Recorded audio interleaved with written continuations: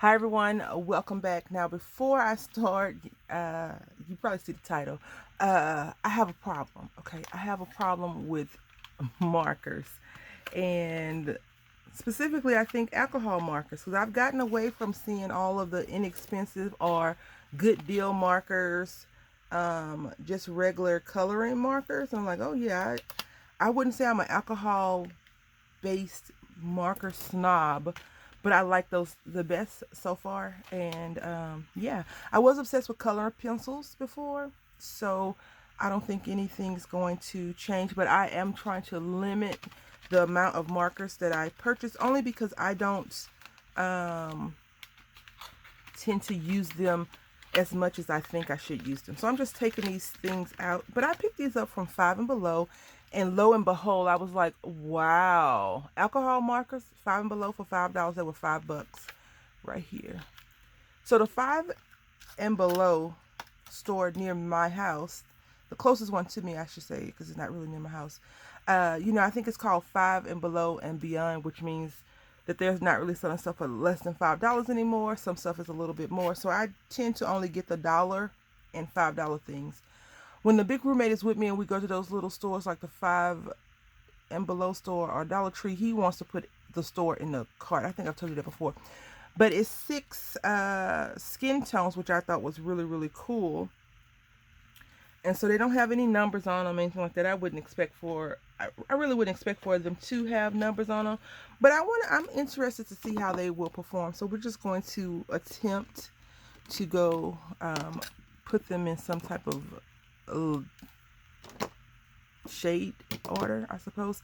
It is dual tipped. One is a chisel and one is a brush or a this is my first time opening them. Yeah, it's like a brush. So it's light, very light, which is good for what I do. I don't know if I'll be able to recommend this. I like the tip, this tip right here. It does remind me of like a spongier tip than like a brush, but I think it's a brush nib, not a brush nib. Let's see what I'm trying to say. It has the same nib as a Copic. The exact same nib as a Copic. I guess you can't really tell which side is which besides this little line here. So I guess if they were going to market it better, they could put somebody's name on it. It's called Cre8tive Gallery is who makes them. Now I tend to find that a lot of the big box craft company, the big name, so it's the exact same. This one's a little bit longer, which is fine. I do like this brush a lot better, or that tip a lot better, because it's like a smoother tip, if that makes any sense to you. Let's really get down in there. Okay, so now we're gonna go with this one. So again, this is the side that shows you the brush. Very mustardy, I think. It goes on the paper fairly good. I have some projects going on, and I have some random bits of paper. And that's a nice color for hair. Some hair. None of them feel like scratchy like when I do the ones that I've gotten from Ross. None of them feel scratchy. So this actually doesn't feel too bad when it comes to brushing the color down. Oh, that's heavy. Really dark. We're going to see if they match their tips once I put them all down. It's only 6, so it shouldn't take forever. That's really dark. Very, very dark. So it matches pretty well. That one does too. This one is a no.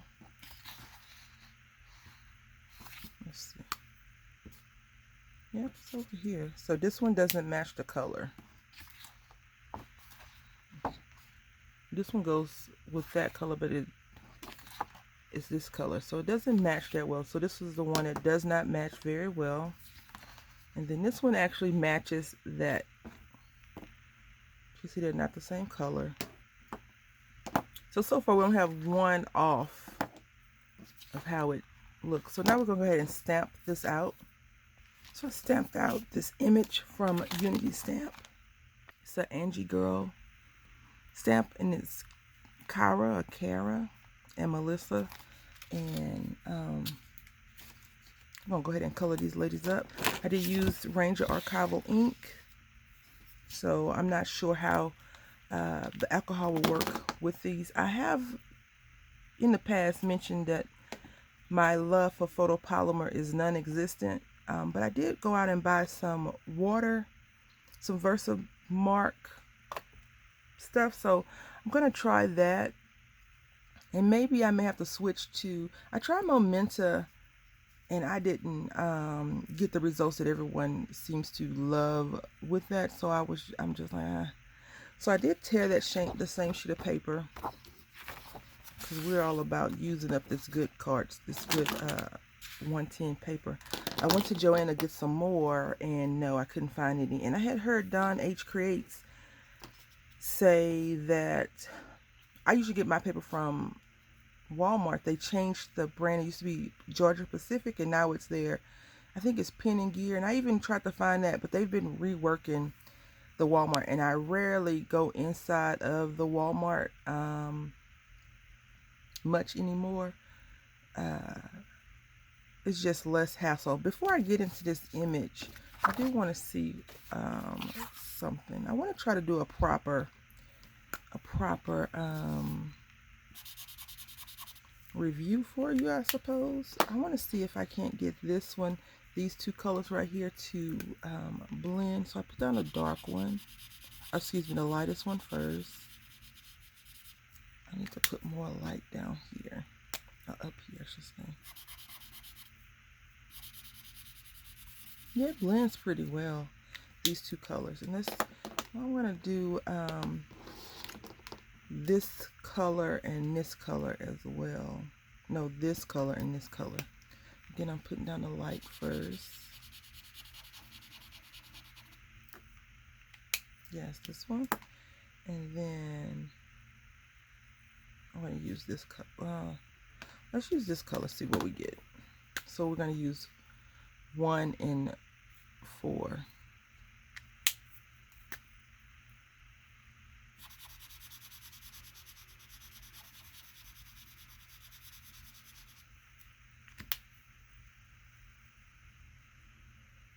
I forgot which one I used. This one. Oh.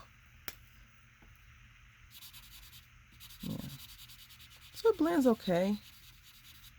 But I feel like, in my opinion, with when you have true skin tone markers, you don't need to do a lot of blending unless you're trying to pull up some of the color that you may have put down too dark. Or maybe you want to make it a little bit darker and you put down a color that's a little bit too light. But these ladies, I was trying to hopefully giving it more time to dry. These ladies really don't like. The only color I don't like is this color right here. I feel like it's missing something, if that makes sense to you. Like, I feel like it's not light, or maybe it's too dark for this shade of mustard. Like all of these other skin tone markers, I feel like you can just put those down. But this one, these two I'm a little bit leery about. But we're going to work with this one since I am the leariest about that one. I'm going to take these two, I think, and create something. So we're going to go with the lady with the least amount of skin showing. And did I grab the wrong color? Nope, she looks good now. Maybe my eyes are deceiving me. I don't know. I still don't. No, it went down fairly well, and I want to actually use this project, so we're gonna try our best to color pretty decent. Try. It's not picking up the ink too much, which is good. Either I let it dry well enough, or She finally got it together in one sitting, right? I'm more prone to believe that the ink dried a little bit longer. I think these are cuffs that I just colored. And we're going to pretend that we'll just say these some funky open-toed shoes. I don't like shoes like this. You know, like shoe heels, and you had a little peep toe. It's open, but it's still covering your foot, and it has like a string or something. And you have like 5 buckles around the ankle. My body's not designed for that. And I actually think I might color over this and make these like some red shoes. Yeah, maybe we'll just go red. So the marker is actually not bad, and this tip is really nice. Now, they did have more colors. They had a few other colors, but I only grabbed this because the same day I had went into Joann Fabric, and they had some new markers to me on sale, and I grabbed those, just the skin tones, because I feel like I use skin tone markers way more than I would like to admit. Because for me, I feel like the skin tone markers also I'm going to go backwards and use a lighter color, a color that I'm considering to be lighter, because as you can see, she looks like over tanned, like she is from somebody's movie, and it's comical because she's over tanned, if that makes any sense. Like she looks like some type of fruit, like not egg, but what's those yellow fruit that she just did not look good. But these colors together look pretty good, and this is the light color and this color, so they blend pretty good. And I'm just laying the color down. I'm going to color over this sleeve too, because Brandy made a mistake. I missed one digit, and you can tell the difference with just like the digit is lighter. So let's see. I go over here like this. Oh yeah, you can tell the difference. Definitely tell the difference. And but what I mean by that is, so I use this color first, right? Then I went over it with this color, and you see it neutralizes the mustardy color. I don't know how best to explain it. I don't know. But then I missed that finger, that digit, right? And then I went over it with this first, and then this. So you see it's darker now, and that's lighter, and that's what we're going with. Even though it's the same blend, it's just different. Yeah. So let's go ahead and fix her shoulders, because she's sassy. Do you wear dusters like this? I call them dusters. I'm quite sure that's an old lady term. Or jackets. I have a few of those. I had, when I was younger, a few of them. But my shirt was way less material. So, yeah. I said I was going to color over it, huh? Yeah, I don't like that. But we got to see. Because I got to bring in some other colors. And then we're going to color her hair. I don't know what color we're going to make her hair yet. So now we're just going to go with a plain tone color. This tone right here. Yeah, I think that's fine. Now, she actually does have on some shoes that's, high. You know, I was telling, when I was doing some live streaming, I was saying that I've learned to write right-handed, because whenever I'm showing my son how to write a letter properly, you know, he can't see, because left-handed people kind of tend to cover their work, whereas right-handed people are kind of like, oh, look, I can write with my right hand. So I've learned how to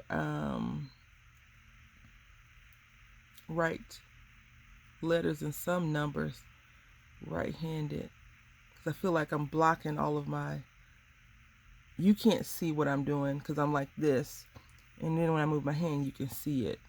So, you know, that is something to think about as I move forward on the channel. and I get real professional in maybe 5 or 6 years if YouTube is still around. So we're going to go ahead and make her hair this color. Now, what I don't tend to do, which I feel like I should, is make my ladies a little bit more mature. And by that, I mean, you know, give them a few lighter strands. I like to mix the original color with the gray or a lighter tone. I feel like it just makes their hair pop and stand out more.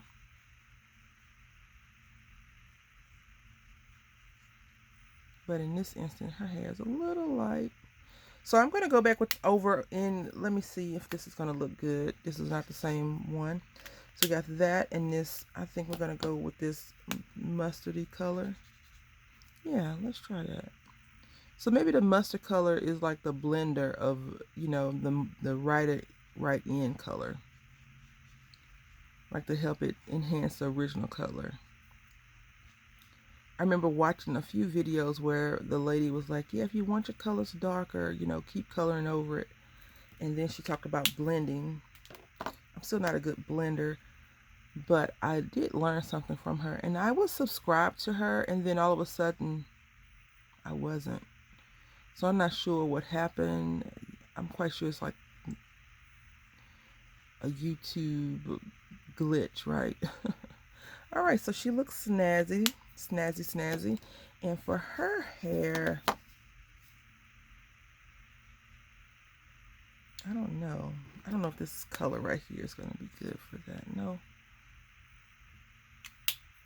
you may have to go with like a nun skin tone marker, but I do like these markers so far. So what I'm going to go ahead and do is finish these ladies up and come back in another project and let you all know, you know, finish the project with you, but not doing this review. So I use all of the markers. I use 4 of the markers except for these 2 on the side. And I really like them a lot. I like them, you know, for a $5 marker. Those, I guess we could color her hair this color. For $5, I think I messed this up. Her hair is too light. Her hair is too airy for this marker, in my opinion. Some people have that jet black hair, right? Or that jet brown hair. So watching someone stream, we're just gonna go ahead and color that in.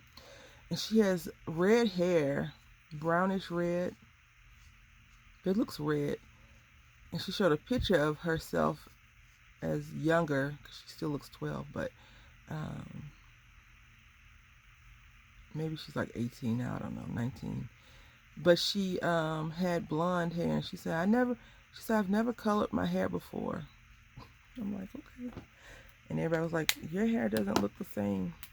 I'm going to go in with this first number. I'm calling it number 1, but the first one that we did, just to make sure. Oh. Let's see. Is that number 1? Yeah, that gotta be number 1. Yeah, that's 1. And I'm just going to go over it a little bit. And I know going over projects with a lighter marker does not do much, but I find that it makes me happier when I do it like that. For some reason, I feel like the light color tends to come through, even though I went over it with a dark first. So yeah, I like that. So yeah, I'm gonna let you know that I like these markers. Would I go back and buy all the other markers that they had? Maybe.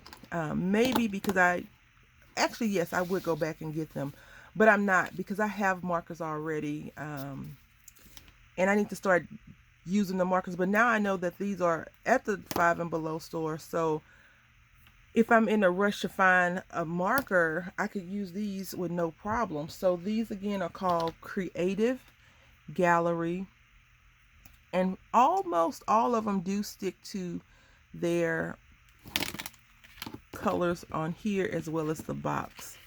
Of course, the box is glossed over, so it's a little bit, because this one looks more green on here, but it's really not as green on the paper. So I would say if you have $5 and you're curious about alcohol markers and you just want to dip your toe in it, these would be good markers to try out. And I'm not sure if you have a 5 and below near you, but from what I've noticed, they're popping up a lot in our area. So I want to say thank you all for watching. Hopefully you've enjoyed this video and maybe you got something out of it.